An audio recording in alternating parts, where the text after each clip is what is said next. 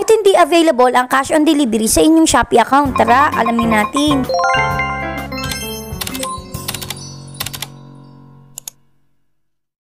So ngayon ay aalimin natin yung mga iba't ibang dahilan kung bakit nga ba hindi available ang COD sa inyong Shopee account. Unang-una na nga dyan ay baka disabled ang cash on delivery sa inyo. So ito yung example na hindi available ang cash on delivery sa kanya dahil nga meron siyang multiple failed delivery. Dahil lang sa hindi nyo pag-receive ng inyong order ay pwede kayong mawala ng COD. Tapos isa pa dyan ay ang pagka-cancel nyo ng order. Kapag napapadalas ang pagka-cancel nyo ng order dito sa Shopee ay automatic na mawawala ang cash on delivery sa inyong Shopee account. Dapat iwasan nyo ito. So next naman ay unsupported category ng COD. So ang ibig sabihin niyan ay hindi talaga available dito ang COD. Ito yung example niya, itong mobile load at yung mga e-voucher. Pag umorder kayo nun dito sa Shopee ay need nyo siya agad bayaran through Shopee Pay or GCash or any other payment method. Nga lang ay hindi pwede ang cash on delivery dito. Ayan, katulad ng makikita nyo is wala talagang available na cash on delivery. Next naman ay maximum COD threshold. So dito nagtry ako umorder ng itong aircon siya, 48,000 siya. Tapos ayan, pipindutin ko yung payment method at makikita nyo dito sa COD ang nakalagay dapat ay hindi mag-exceed sa 50,000 para magamit ang COD. Kaya dapat mas mababa sa 50k ang o-orderin nyo. Next naman ay COD not available in shop. Yes po, meron talagang mga shop na hindi available ang COD. Pero sobrang dalang lang nun kasi nga halos lahat talaga dito sa Shopee ay COD na. Next naman ay suspicious activity detected. Yes po, dahil nga dito sa